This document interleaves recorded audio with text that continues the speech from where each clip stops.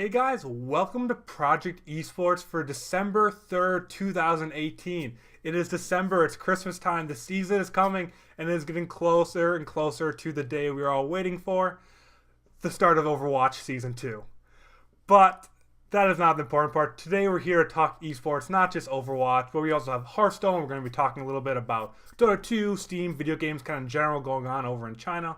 But before we get to all that, as always, I am your host, Andrew Nimsger, and alongside me, I have my meme boy, Dylan Beal, who is always here through thick and thin. James is on his last week off of work still. He'll be back with us next week.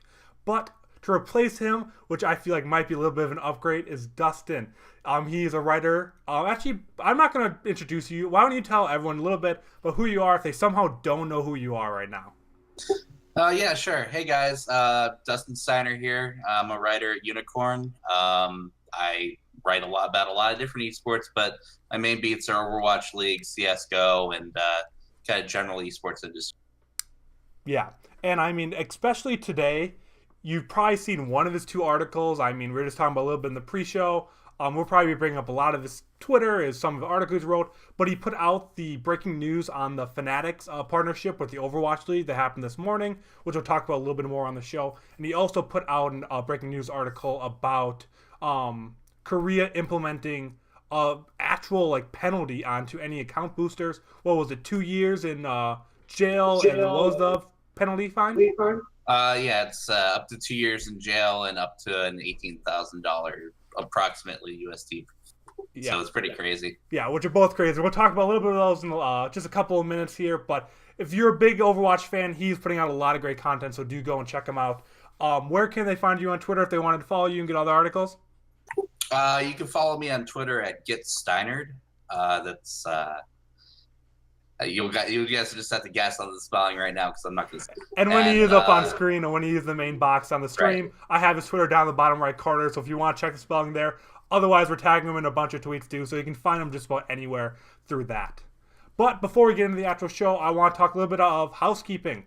As always, if you have Amazon Prime, that means you have Twitch Prime, which means you can subscribe to the Game Haus channel. It supports us. It supports the Game Haus. It helps us make great content for you, bring in awesome guest hosts, and just make more. And eventually, we're going to be getting you guys emotes and so much more.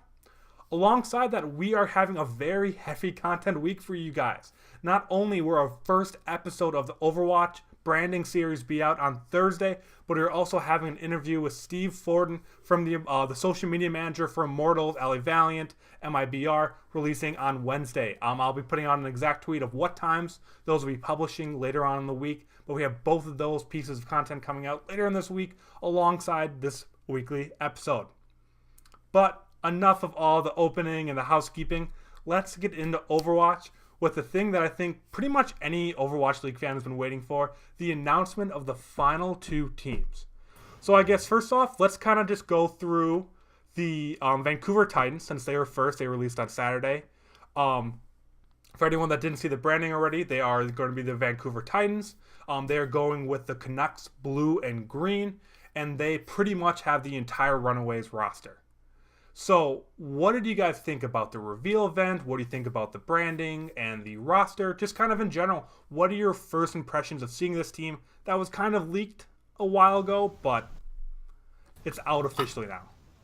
I'm excited about it. I think it's really cool. I do like the colors. I think they're kind of strange colors. It's not colors you normally see. Like we talked, like they already had those colors kind of established, but this, at least for Overwatch League, is something different, which I think is good. We see a lot of blues and blacks and stuff, and it gets a little boring. So I'm glad these colors are the ones, because they're unique, they're interesting, and obviously the roster is super hype, right? I mean, how can you not be hyped about that roster?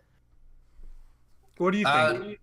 Yeah, I agree. I think that I'm not the biggest fan of the colors. Like, I think that blue and green's cool, but maybe if they had gone with some different shades. I know why they didn't, because Canucks own them and everything. Makes sense. But it is kind of an out there color scheme for Owl.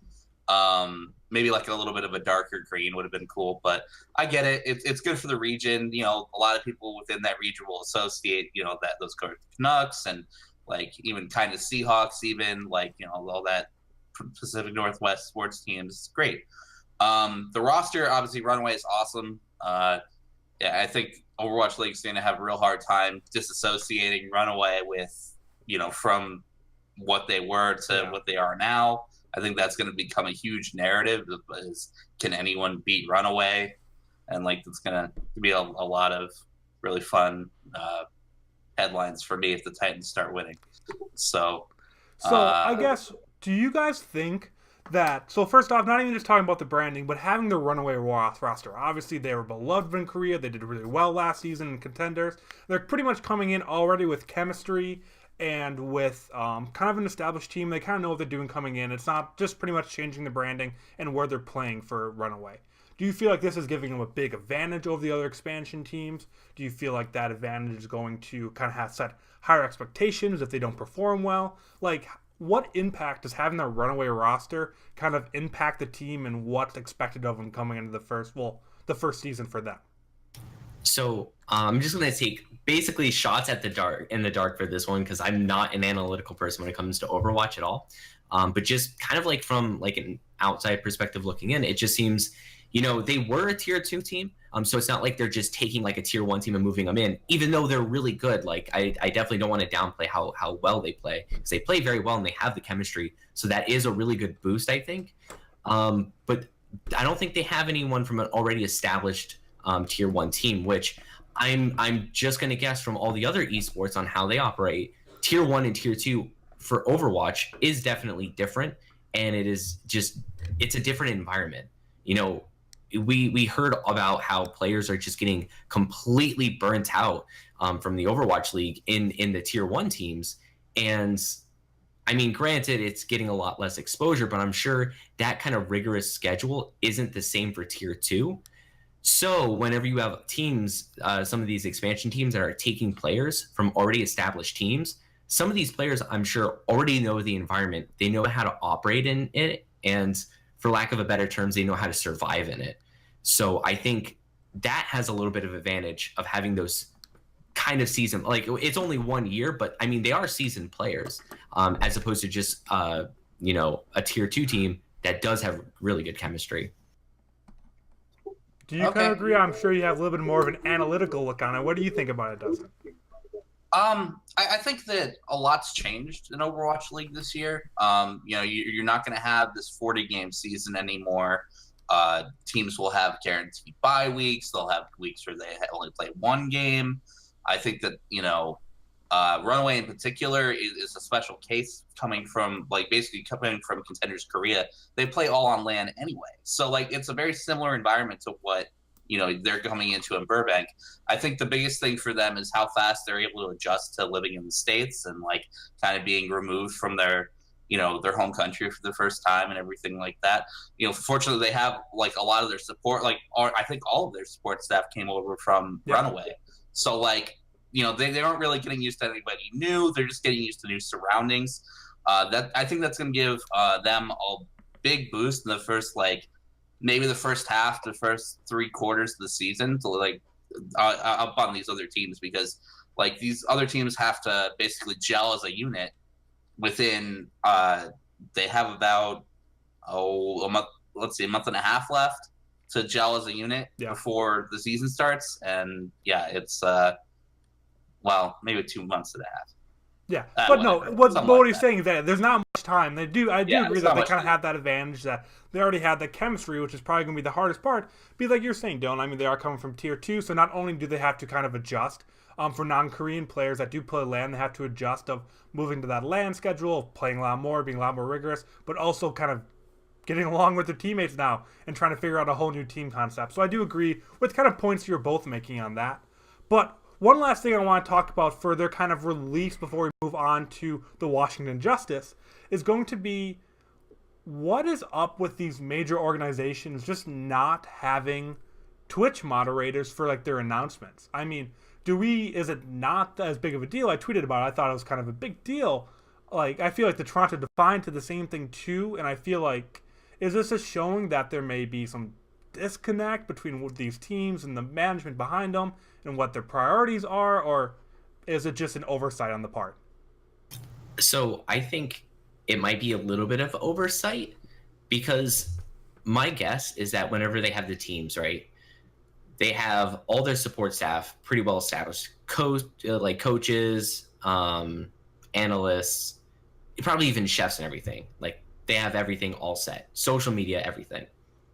But I'm guessing like Twitch moderators aren't very high on that list, and that's just like, I think, something that probably falls through the cracks and people don't really think of, because a lot of Twitch monitors for most streams, now I'm just going off of, smaller streamers. When I say smaller, I mean as in like organizationally a lot smaller, of where it's like maybe one person. A lot of these people are just volunteers in the community who are doing this. And so I wonder if some of the other teams that are out there right now hire moderators. Maybe they have a bigger social media team than just one or two people. I'd be really curious to see how they're actually handling that, because my guess is these new teams probably just have a really small social media team. And so whenever it comes to streaming, they have the production all settled. Like they have camera crew, all that set up. They just don't have Twitch mods. And I think it's a little detail that goes a long way. It's like one of those really small things. It's like, I mean, even like production, right? Like camera angles. If you have terrible camera angles, it's a small thing, but it's a big thing. You know what I mean? Like a small thing, it can have big waves. And I think that's kind of how the Twitch mods work, because obviously we saw what happened. It was ugly. It got really ugly really quick once people realized there was no chat mods. Dustin, what do you kind of think on it? I mean, am I overreacting with this, or is this something that shouldn't be happening too much in esports?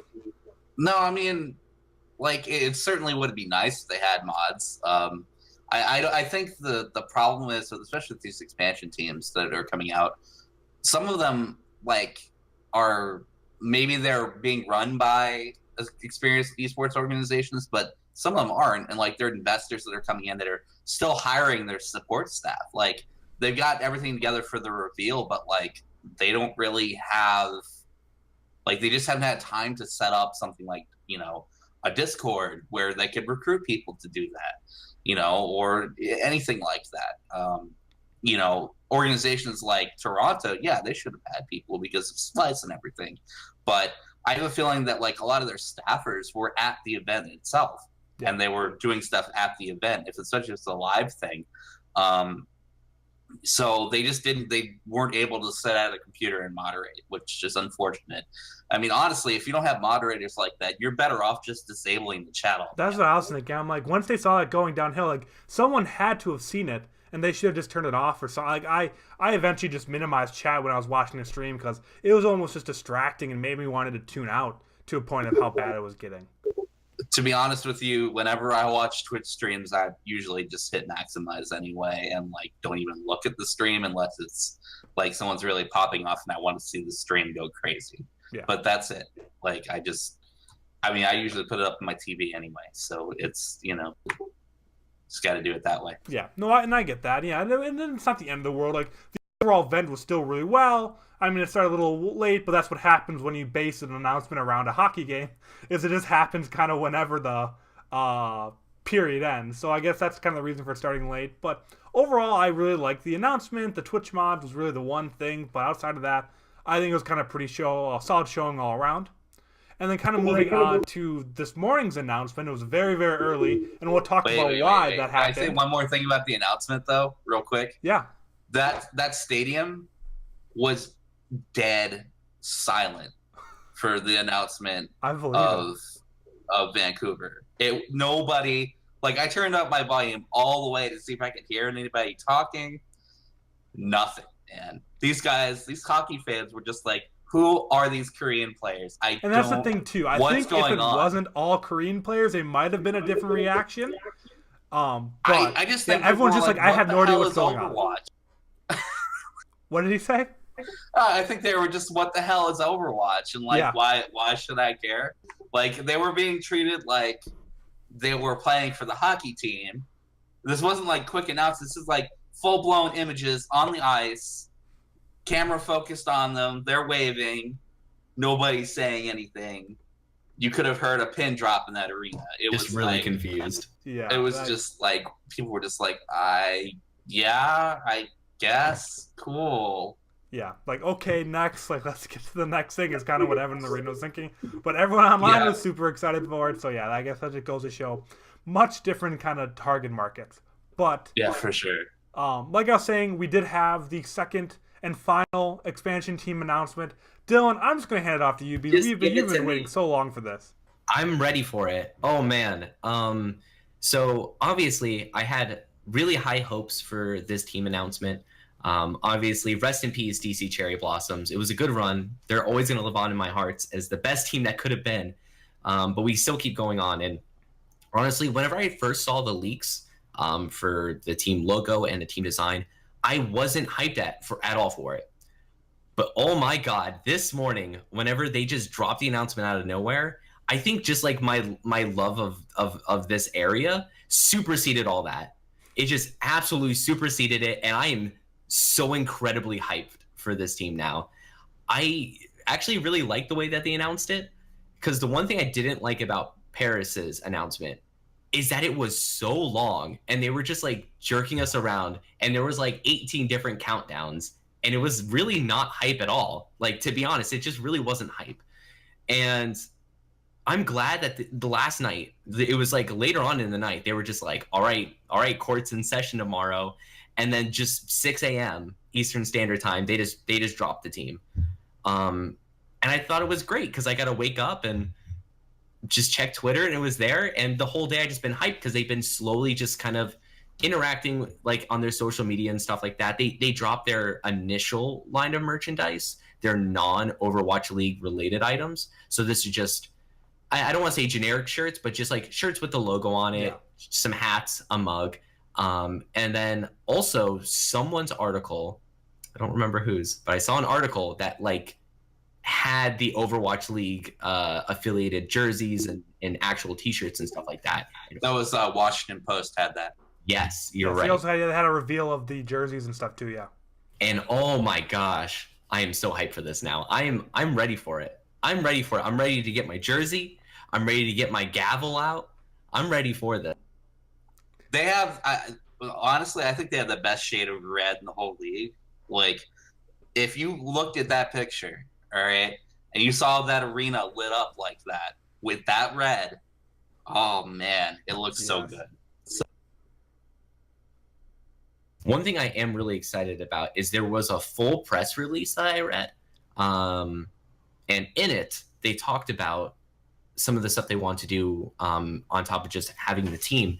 They're going to have a lot of local events they announced in there. I'm very excited for that. So I will tell everyone all about that, and I'll make sure I bring you guys the insider information, on the ground reporting for those local events. And Dustin, why don't you tell us why they dropped it so early in the morning at 6 a.m. Eastern time? Was there some kind of reason why they did this? Yeah. So the Fanatics Overwatch League deal, that was embargoed to come out at 8 a.m. and their branding was in the press release. And I was just like, oh, well, that makes sense. They can't just spoil that or officially spoil it. I mean, it had been spoiled like 3 times before that, but have it in some press release before they've even done their reveal, right? So they kind of had to beat that announcement out the door. Everyone was very confused as to why this was happening. So I felt like it kind of felt like a broken record today. I kept telling people, it's like, no, it's because of this. Like, they're not being stupid. Like, they had to. They had no choice. They were basically forced into that time slot. But other people pointed out they could have done it weeks ago, which is true. That is true too. It's not like they had to wait till the very last minute to kind of push it out. Yeah, well, I mean, sure. did this sneak up on them? Like, do you know if the timeline for this embargo was there already, or was it kind of like, oh, by the way, DC, do you have to get this by 8 a.m. in 2 days or something? I'm not really sure, to be honest with you. I don't know. Like, I mean, obviously the branding work had been done for a while. It leaked a while ago, so I think that like they must have just been the last team scheduled to go, and this Fanatics deal just kind of got pushed up on them. Like, they're like, oh, well, I guess we're kind of screwed. Oh, well. So they just put it out at 6 in the morning. Yeah. I mean, obviously it didn't affect it that much, but yeah, go ahead. Yeah, so just a little bit more about the Fanatic deal, and please correct me on anything if I'm wrong, because I'm pretty much Sure. quoting anything from your article of what I kind of know from this and just from other things I've read. But pretty much, Fanatics is taking over all official merchandise from the Overwatch League for all the teams. They will be putting out the hoodies, the jerseys that you can buy through Blizzard and all that kind of stuff. I don't think it's clear exactly if they're going to be selling it through the Blizzard website with heavy embeds or if it's going to be through their website or anything kind of like that. Like that detail's still going out, but pretty much they're just taking over all the manufacturing and design work from Blizzard, and they're the ones manufacturing with higher quality and all that. Is that pretty much correct of what you put out today? Yeah, more or less. I think the impression I got is that they're building an e-commerce platform that'll be like, I don't know where it's going to live, if it's going to live like in the Blizzard shop somewhere, or if it's going to live on its own and just link to from the shop or whatever. But like, I do know that they're building this platform. They're really excited about like their distribution methods and like how quickly they can manufacture stuff and all that sort of thing. So like, I think that like a lot of the availability issues that we saw with gear earlier on in season 1 won't be a problem for season 2. Yeah, and I'm super excited for it because obviously when a company that specializes in manufacturing, clothing, distribution, all that kind of stuff takes over the merchandising deal, obviously there's going to be hopefully more merchandise and more unique merchandise put out for different teams. It's all going to be higher quality. I mean, hopefully it doesn't get too much more expensive, but you are going to be paying for higher quality. Because even today after that deal went out, I saw a lot of people on Twitter. I saw you interacting with people like, a lot of people are kind of unhappy about the official merchandise that was kind of put out by Blizzard, and everyone was just complimenting like the custom lines that are put out by teams. So hopefully that kind of brings that up, and that we don't have people complaining about the official gear kind of through Blizzard, because obviously you want that to kind of be high quality as well, and I hope it brings a lot larger variety rather than the same 15 items for every single Overwatch team. Now, I think I do agree that it would be nice if there was a larger variety, but I think definitely later on, especially in the later parts of Overwatch League last season, the merch shop felt really good. I ordered from it twice, and I got things pretty fast. Everything felt like a fair price. Besides, obviously, the Cyber 75% Monday off, deal. That makes everything really besides nice. that, I meant the other prices. Like they felt fine, and the clothes and stuff like that, they felt really good quality. Like I wasn't sad by it. Like, yes, obviously early in the season there was all those issues and stuff, and yeah, everyone basically just has the same gear, just different branding. So it would be nice to have more, but I think where the real value of this is going to come out is I'm sure Blizzard is saving a ton of money by contracting this out. I'm sure that's probably where their real value is, and I hope it still does live on the Blizzard site because it is kind of convenient, except for the fact that, I don't know, like navigating through Blizzard's site, through like the regular site to Overwatch to the gear site, it's like a bunch of internal sites and it feels really weird to navigate around. I still do like it in the same domain though. And I do like how I can just log into my Blizzard account to do all of it. So I kind of do hope it all stays in the same area. Just a lot more variety would be nice. Dustin, did you have anything out of that? Otherwise, we're going to stay in Overwatch topics still a little bit more, but we're going to kind of move a little more towards looking at the season. Did anything else you wanted to kind of touch up on the initial branding reveals or the clothing deal? No, I think we covered it pretty well. I'm excited to see how all that goes next.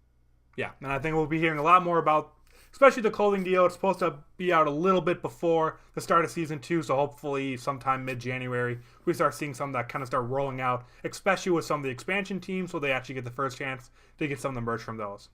But with that, I kind of had 2 bullet points for this next topic I want to kind of bring into one. So for a lot of people that are Overwatch fans, we saw Silk Thread announcing that he's retiring from Overwatch. Even though he had a contract to go over and play in China, he decided, actually, never mind. I'm kind of moving on. I'm retiring and I'm moving on from the scene. And then also a tweet that you kind of put out, Dustin, is that you thought, is it a potential that the Overwatch offseason is too long? Because we've seen like the LA Valiant and NYXL and the Fusion all having these show matches, and we saw the California Cup a couple of months ago. Like, we've seen all these teams trying to play more matches. Like, they want to keep playing more. So what do you guys think about the off-season length, about burnout, and kind of the overall schedule of the whole Silk Thread retirement. Like, I want to kind of bring these into one big conversation because I feel like there's talking points from each one of them that can be related to the other one. So, Dustin, I'll kind of hand it off to you first to kind of take a stab at either one of the points that you want to kind of make a comment here or two on.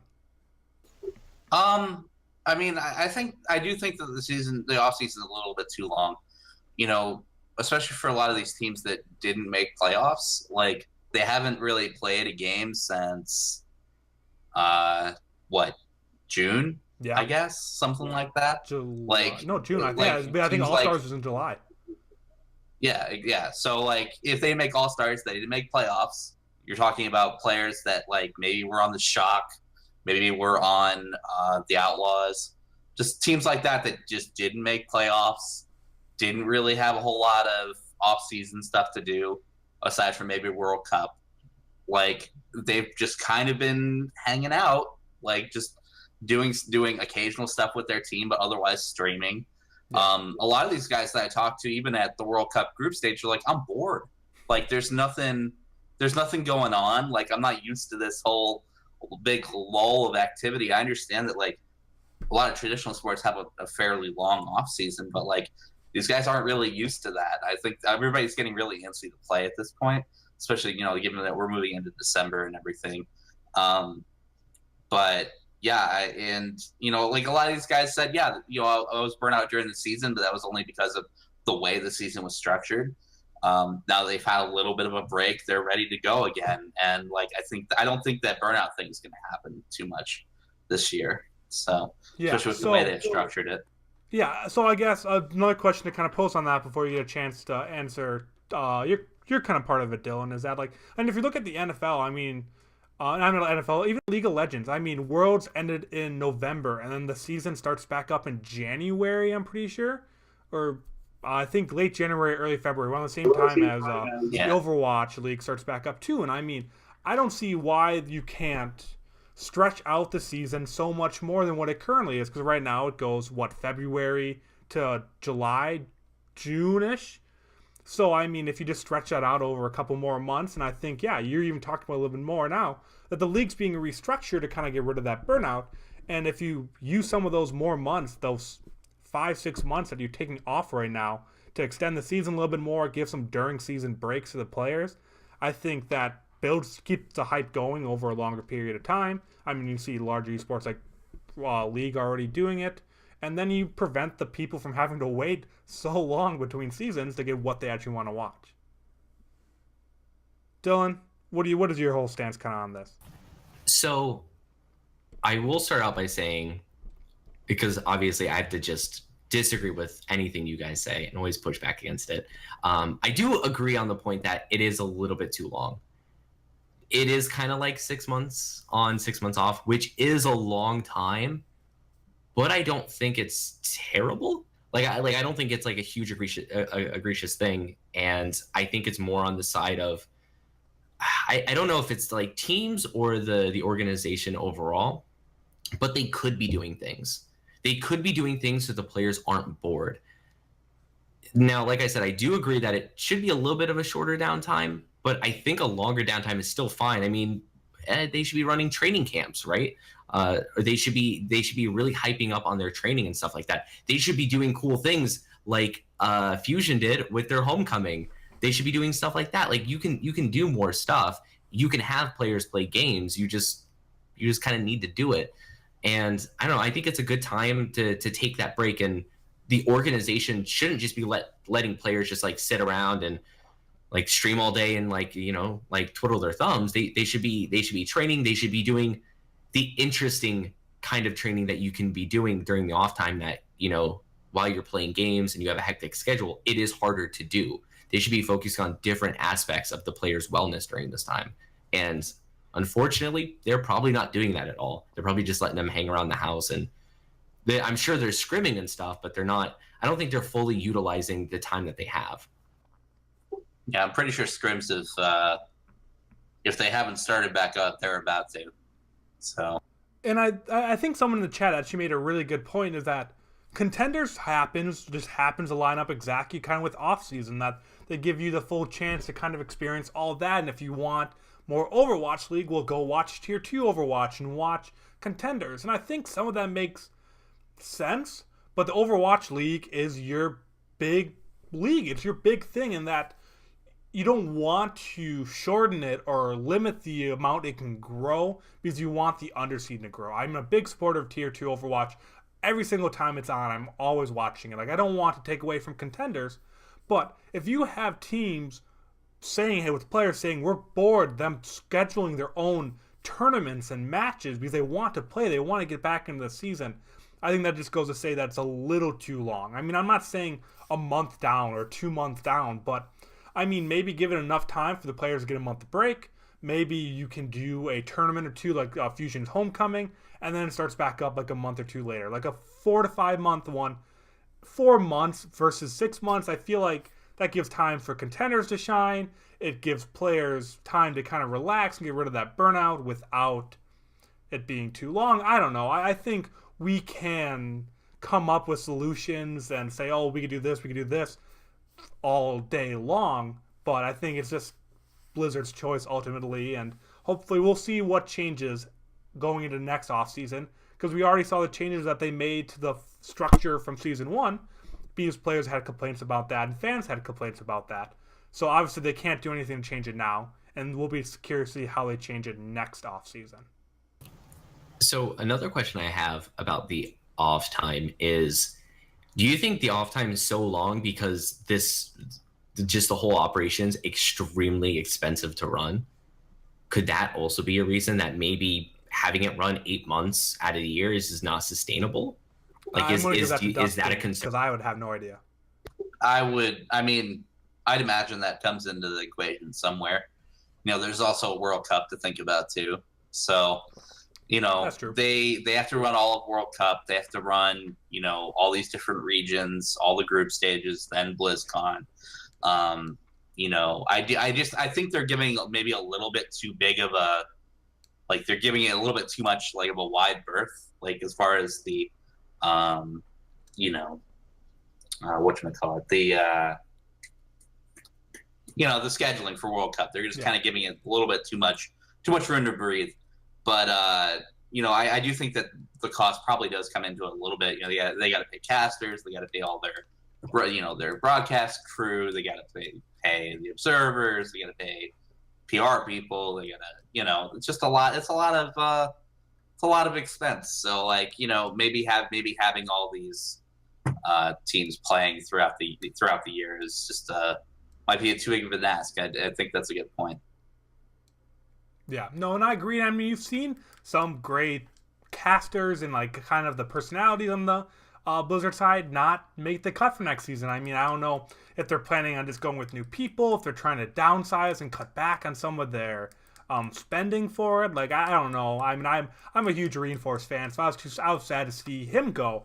But I mean, I think they might be trying to cut back on cost here and there and go with more minimal personality crew or other crews, just kind of overall maybe behind the scenes to cut back on costs, so maybe they can extend the season or just kind of become more profitable. Because yes, this is something for the players, but ultimately Blizzard's ultimate goal is to make money off this. And if they think a shorter season with less personalities and kind of less games is going to make them more money, they're going to do what they think makes the most money, because that's just kind of how video games, esports, any business works. Is a bottom line for a lot of things is to make money. So I think that is a really good point to make, that we could be saying, like, why not do a 4 month off season? Well, that's 2 more months we have to pay everyone, and that's just not something we can do right now. On top of the World Cup, that you made a good point there. Yeah, I mean, like, the other thing too is, we say that the season's less games, but it actually works out to more games that Blizzard has to put on, because there's just more teams. Yeah. So just because you have 28 games, you've got 20 teams now instead of 12. So that it still works out to, like, I think I saw that it works out to like over 100 more games that they have to put on. Wow. Like throughout the course of the season. So it's it's not nothing, that's for sure. Yeah, so it's a big change, and nonetheless, I think all three of us can agree that we want the season to start now. That's kind of why we're talking about this off season too long, because we all are just dying for it to start back up now that the team announcements are out, now that we're starting to see most of the rosters kind of be established now. I think all we're thinking about is when is this starting, when can we start playing, which is really the real reason kind of behind this conversation, is because you saw DeFran saying, well, I'm bored, like, can the Overwatch Season 2 start? It's kind of where this whole discussion came from. So is there anything, like, we kind of did a good half an hour of Overwatch there. Is there anything you guys kind of want to touch on before we kind of move in the second half of the show, which would be a little less Overwatch? I'm just excited for it. I'm ready for it to start. I'm really excited. I really hope this next season looks like it's going to be really good. So I have high hope.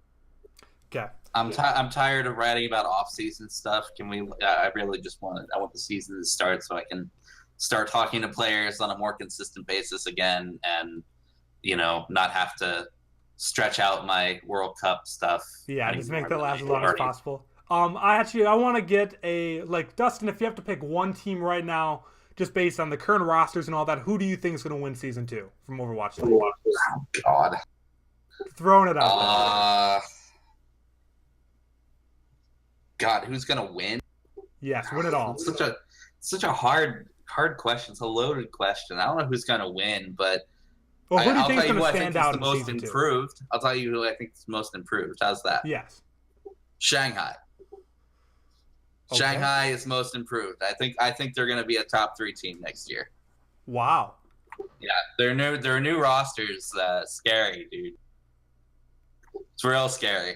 All right. All the analysts I've talked to, all the coaches, the GMs are just like, yeah, Shanghai kind of got not lucky, but they went out and spent a huge amount of money to get the right players. So I know a lot of teams in the league are kind of like looking at Shanghai again and going, yeah, that's going to be rough. Yeah. Well, I mean, that'd be a great story arc too, to go from 0-40 to like having a great second season would be a really great kind of redemption arc there. Dylan, do I even need to ask you who you think is going to do well? You do need to ask me. Ask the question. Who do you think? He said most improved. I want you to pick who's going to win Season 2. It's going to be DC. You know I'm going to say DC. I know you're going to say DC. That's but why you I asked don't know question, the roster yet. It doesn't matter. I can feel it in my heart. Overwatch is not about skill. It's about what you have in your heart. We're moving on because I can't listen to those kind of rants anymore from you. But before we go into our kind of second half of the show, I just want to remind everyone once again, if you do have Twitch Prime, you have Amazon Prime. And that means you get a free Twitch Prime subscription each and every month. It does not automatically renew, so take your money away from Amazon. Take that $5 from Amazon and give it to a content creator. Give it to anyone that streams. It doesn't even have to be us or the Game Haus. Give it to your favorite streamer. Give it to Reinforce that needs it now that he doesn't have a job anymore through the Overwatch League. Give it to anyone that means, because take that money away from Amazon because they already have so much of it. So that's just a friendly reminder that any support to any small or large streamer means the world to each and every one of them. So make sure to go out and do that if you can. Yeah, Bezos has too much money. Redistribute that wealth. Exactly. But with that, I want to talk. We just kind of ended with Shanghai for Overwatch. So moving over that transition to just talking kind of China and esports. So I guess Dylan, I don't know how much you know, and Dustin, how closely do you follow League of Legends, Dustin? Fairly. I mean, I'll be honest, it's been a little hard since Unicorn got banned from our League of Legends for me to really have a whole lot of incentive, I guess, to cover it a lot. But no, I get that. And r/League of Legends getting banned from that nowadays as a reporter or writer isn't really saying much, because that's subreddit. It's a badge of honor at this point. I feel like I raised enough hell to get banned over there. I think that's something. So even though it's only because we're a gambling site, but whatever. I'll just take credit for it. But what I really want to say is that we've seen the numbers for really all esports, but League of Legends too, you can definitely see the huge difference in membership for Worlds or anything kind of like that. You can see there's just a huge gap between the Chinese player base and the ones that view, and kind of the NA and the rest of the world. We were talking about this even last week on that episode with Thomas. But Steam is officially kind of making its way into with like a strategic partnership to kind of solidify its place. It's kind of been in a gray area for the last couple of years, and right now there's only 30 million people using Steam right now in all of China, which is an incredibly small amount. There's more people in the United States using it than in China, and China has a much larger kind of esports and gaming audience. And what I really want to kind of talk about is why are they kind of bending so much to this? I mean, we see the International 9 is going to be played in China. It's the first time it's ever being hosted outside of NA or EU. Steam is making a lot of exceptions and allowing Perfect World to kind of go through and censor or like decide which games aren't going in. Like Steam is pretty much breaking its back to get into China. I mean, do we think this is purely just so that the Dota scene and esports can grow more, that they just have to do whatever it takes to get into China? Or why are they doing so much to kind of make sure to get into this industry, which we've seen be so large and successful for other esports? That audience is just too big. How can you not try to jump into it? I mean, it's really incredible, and it's like a huge corporate shift like that your company is going to make. Like your company could jump a tier just for moving into China like this. And esports has been huge there. It just like even just talking about like Steam related things like Dota, like the original Dota, like the Warcraft 3 mod. Oh my god, that game was so big there. Back in the day, whenever they would run tournaments, obviously it was huge in China, and there was this really it's like my favorite Dota video of all time. One of the best players, his name is Grubby. He was over in China, and it was so big there. He had like fans, like he had like fangirls and stuff. And this is like remnants of like the original StarCraft days and stuff, where there was like you would have like the esports fangirls like chase after these players, and he would was running, and he like jumped through a window to get away from them and stuff like that. But like it's actually really big there, and I feel like just a lot of people haven't played Dota 2 who probably played Dota 1 just because of Steam and stuff like that. So they need to get into that market. Yeah, it's all about the dollar signs. I mean, like you can't look at how much money is in China, like for gaming and for everything. There's just so much capital there. And I mean, Valve wants a piece of that, man. Yeah. Like they want in there, like officially, and without restriction, without whatever. They just want to be there. I mean, I think them putting the international there is a huge statement. Obviously, it's going to prove to be kind of controversial with everything that's going on in the Dota scene right now. What with forgive me if I butcher this pronunciation, the Chongqing major going on, and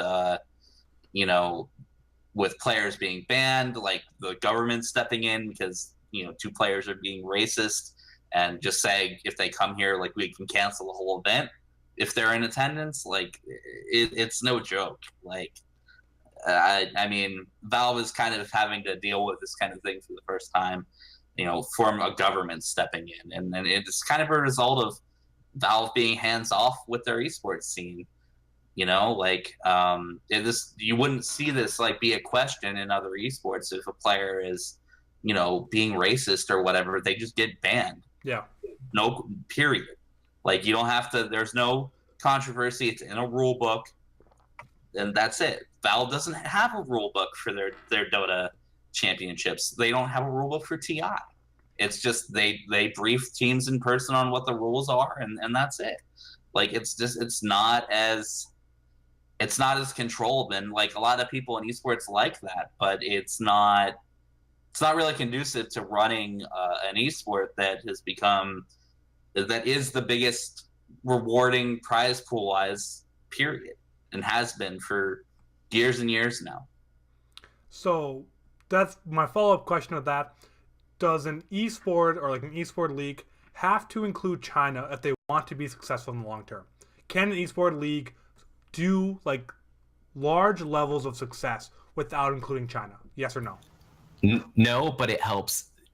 No, it just more money. That's the thing. Like, you can have a successful game. It's just a lot more. Yeah, I mean, if you look at every tier 1 esport, like with the exception of like maybe CS:GO, like everybody has China.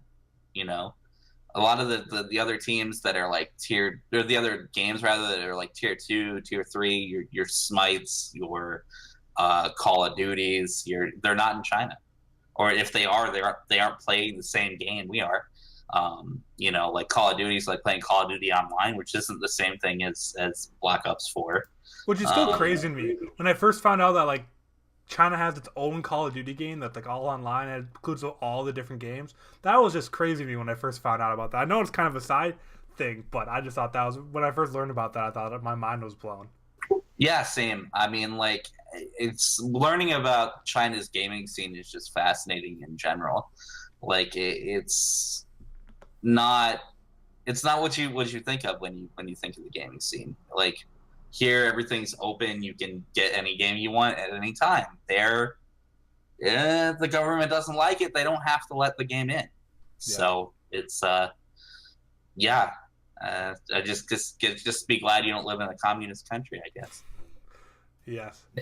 Now, I think, sorry, just to add an extra little story onto there, because I think a lot of just media in general, from the outside into China, is very interesting, to say the least. So I know this was a story from maybe a year or two ago, so I don't know how accurate this still is.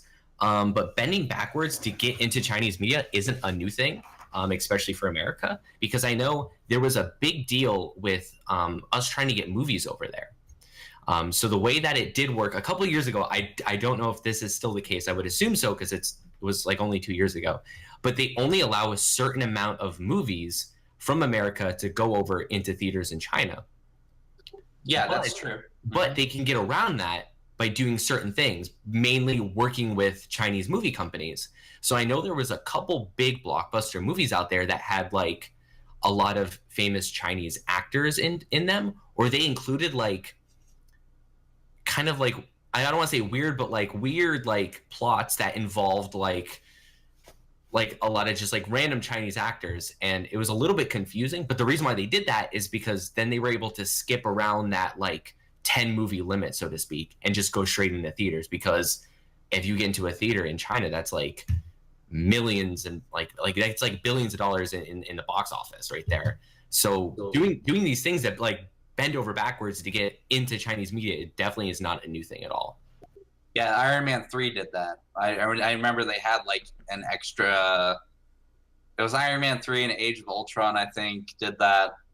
They had like extra scenes like that weren't in American theaters at all, like extra subplots, extra. You know, they just like, it was basically a deleted scene for the U.S., but like it was in the Chinese like version of the movie, and yeah, it is crazy, but they you know, it's a lot of money. You're right. Yeah, it just makes sense, and yeah, just like you don't need it for success, but having all that extra money, no one's ever going to say no to. So if you can find a way to get into it, we are getting a little close to time there, Dylan. But I want you to tell me a little bit, kind of about Hearthstone, which you've kind of moved on from for your little Magic of the Gathering. But I want to hear what you kind of think about this Hearthstone kind of revamp for esports. Yeah, so this isn't a huge story, but it's something nice and small that's kind of fun to talk about, because I mean, I still do like Hearthstone and stuff like that. I do hope it's a success because there is a space for it in the esports world.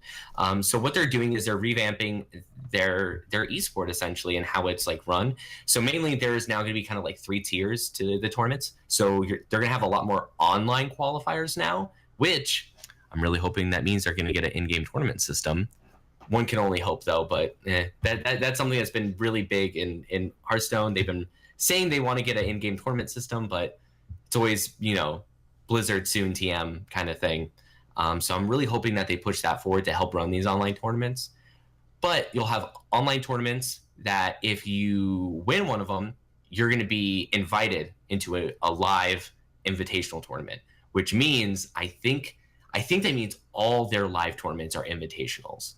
They did say there's a lot more of them, and there's going to be a lot more online tournaments to get invited to, but it's looking like a lot of the live tournaments are going to be invitationals. And then those are going to lead up to the premier competitions. And all of these give you points. And that's how this whole entire system run is just run on points. So if you win a tournament, you get enough points where you can go out to a live event. And I think it says right here, if you get a certain amount of points, you actually get to choose the location of the live event that you want to go to.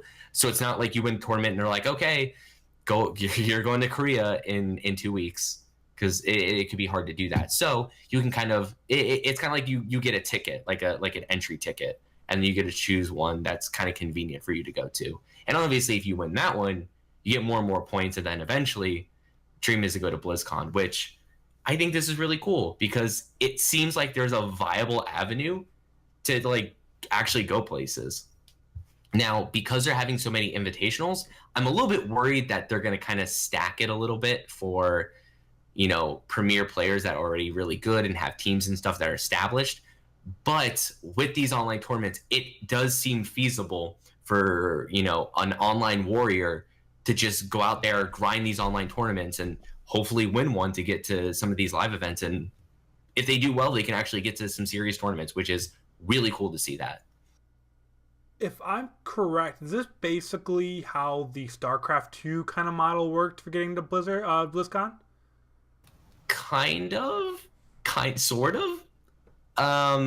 This the StarCraft model is really weird because there's like, so it is the point system. It is the same point system where you need a certain amount of points to get to BlizzCon, except this one is more online focused. And I don't know how many of these online tournaments are going to be third-party run. Okay. Because the way the StarCraft goes is you can have these third-party tournaments, but they have to be kind of like approved by Blizzard. And you get granted, like they say, like, okay, like DreamHack, for example, like DreamHack, you guys are good to go. Well, that's a live tournament, but they're like, okay, DreamHack, you're good. Here's the breakdown of points for people who get first, second, third, fourth, whatever, top 16. I just because they haven't actually run this, I can't really say. Okay. But I'm guessing it's Hearthstone's. I think it might be more first party, unfortunately. But we'll see. Yeah, it's I think they're partnering with who do they partner with this year? Battlefy again. I think it's gonna be all Battlefy stuff. It's okay, that makes generated sense. like that. That makes sense. So yeah, it's just gonna be like as many Battlefy tournaments that can be generated will get you points and stuff. So yeah, I mean it's interesting. I think that they're moving it in the right direction finally. It only took them 5 years? Yeah. Yeah, I mean they've been working so long on figuring out what feels good for Hearthstone, and they're getting it a little bit better each time. And I mean they're not taking this too lightly. What is the prize pool? $4 million in prizes? Yeah, it's pretty crazy. But like, my question is like, is it too late now with Artifact coming out? Nope. 100% it's not, because people are still buying packs, and that's the thing is the model that Hearthstone runs on is just they want to sell those card packs, and as long as people are kind of still playing the game, it's incredibly profitable for them, like incredibly profitable. I cannot understate how profitable it is when you're just selling these card packs like for $2 each. It's insane because it's really hard to grind that game out in getting a tier 1 deck. It takes a long time.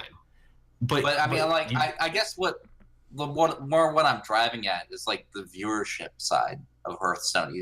It's not great. Like, I really wish more people watched Hearthstone Esports. Yeah. I wish more people cared about Hearthstone Esports, because I don't know if you've ever tried to write an article about Hearthstone Esports and get anybody to click on it, but I have, and it's not fun. So I actually, oh boy, here we go. Let's put on these tinfoil hats, because I have an interesting theory.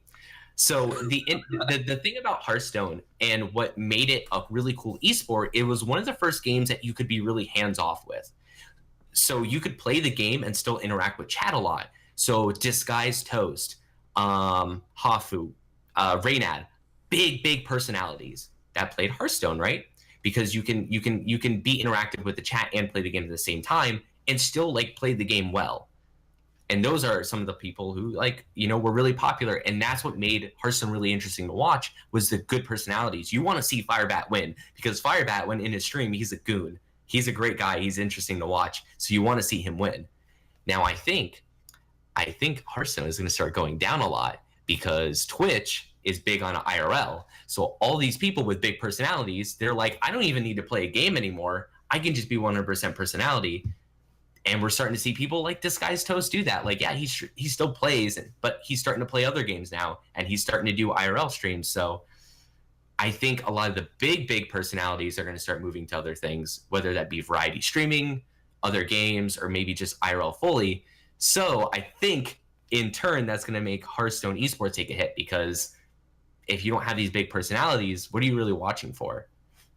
Yeah. Hearthstone is an esport? Resident Sleeper. Oh my God. Right.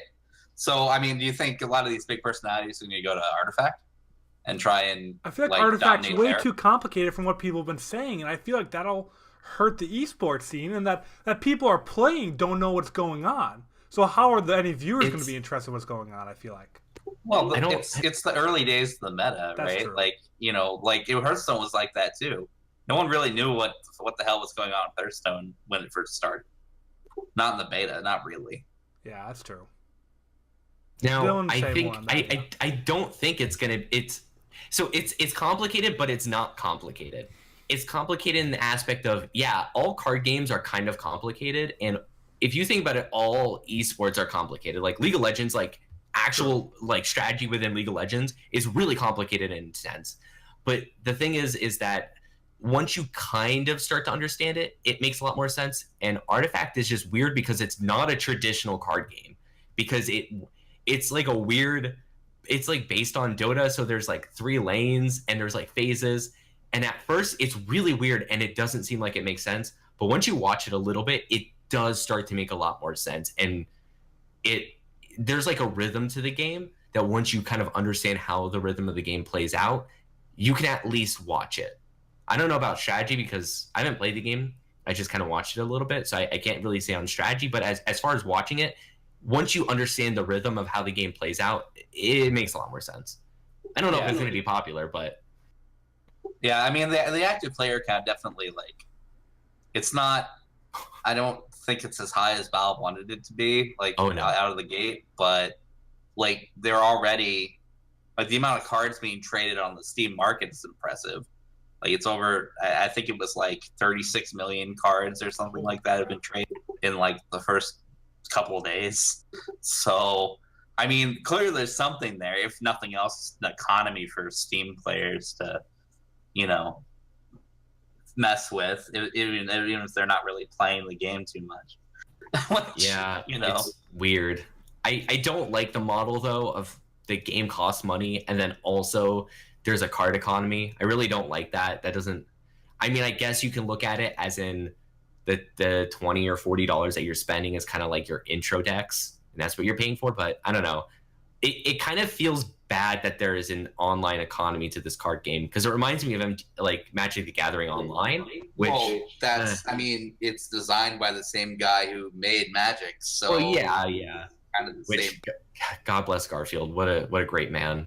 Which is why I think it's actually going to be a good game, because he designed like a good card game, like arguably like the best card game ever made, that like is still going on like more than 25 years, right? So we're coming up on 30 pretty soon here. Is it really 30 already? Wow. Yeah, I mean, when did Alpha come out? 90, right? Yeah, but they had their 25th anniversary, I think, last year. I don't know, but yeah, it is kind of getting close to 30 regardless. But yeah, it's an old game and people are constantly playing it. And the dude who designed it was designing sets off and on up until like this summer. Like this past summer, he made a set for the game. So it's not like you're right. Yeah, it's not like he's been retired from designing. He's constantly been designing cards and stuff for 30 years, so he knows what he's doing for sure. So I have no doubts that this game is at least decent. Well, I think you two could keep talking about card games for quite a while now, but we are hitting our 6:30 kind of regular time limit there, so I do want to wrap up the show. But before I do that, do either one of you have last little comments that we may have brushed over? Any last things that came up? Any breaking news that we absolutely missed? Anything you guys want to touch on before we kind of wrap up?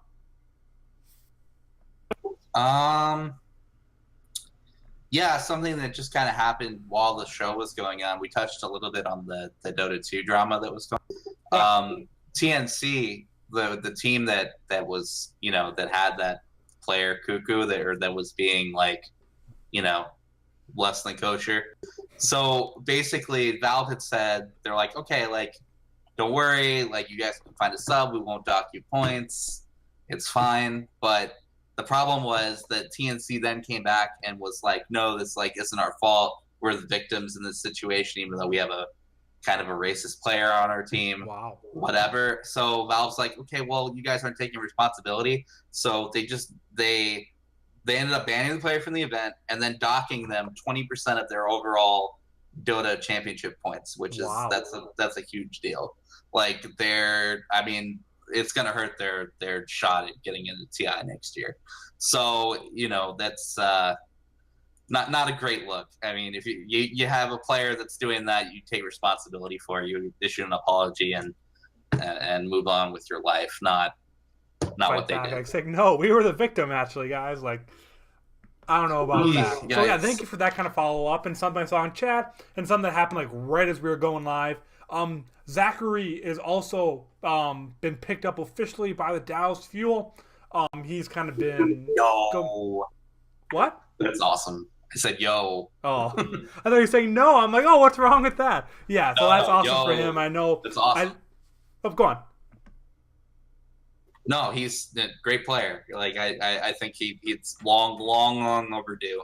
I'm excited to see him in the league, and I think the Fuel is a good fit for him. Like, just in terms of, the players on that roster, and they are definitely America's team. That's for sure, or one of them anyway. Yeah, so that's a great pickup too. And I know other little moves have been made too.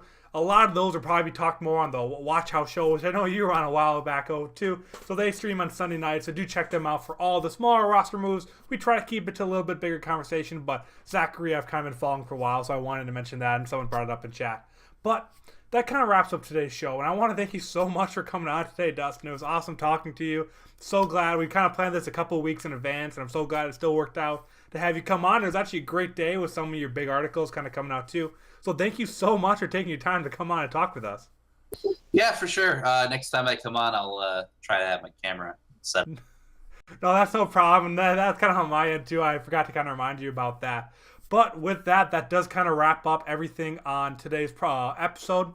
Thank you so much for tuning in. And do go follow Dustin on Twitter. You've kind of been seeing his hashtag pop up on screen so often. It's Get Steiner. He posts up a lot of awesome articles for Unicorn. I'm constantly following him, and I feel like every article I click on is from him. So he's putting a lot of great stuff, so do follow him and make sure to check that out. But also, any follows, comments, anything you do and interact with us, whether it's on Twitter, YouTube, or anything like that, it all means the world to us. Everything we do is for you guys. With the content that we create, we do it for you. So letting us know what you like, what you don't like. If you want Dustin on more, let us know. We'll hopefully find time in his busy schedule to get him on more. So let us know, interact with us whatever way possible, because it all does mean the world to us. And Andrew, did you know that you can find us every single Monday, 6:30 Eastern Standard Time? I don't think we haven't had like an off week ever. Like since we started more than a year ago, maybe one or two, but we're here like every single week. So 6:30 Eastern Standard Time right here on twitch.tv/the Game Haus. You can also find us the following day by searching the Project Esports podcast on any podcast platform. Like when I say any, I literally mean any. Spotify, Stitcher, Google Play, iTunes, any one of them. Just you search any podcast platform, we're on it. I promise you. If we're not, DM me personally. I'll get us on there. I mean, I won't because I don't have that ability, but I'll get on it. Yeah. He'll have his people call their people, and it'll work. But with that, Dustin, I totally forgot to prepare you. I forget to do this every single week, but I'm sure you'll catch on very quickly, so we're about to do a shine off. But I'm Andrew. I'm Dylan.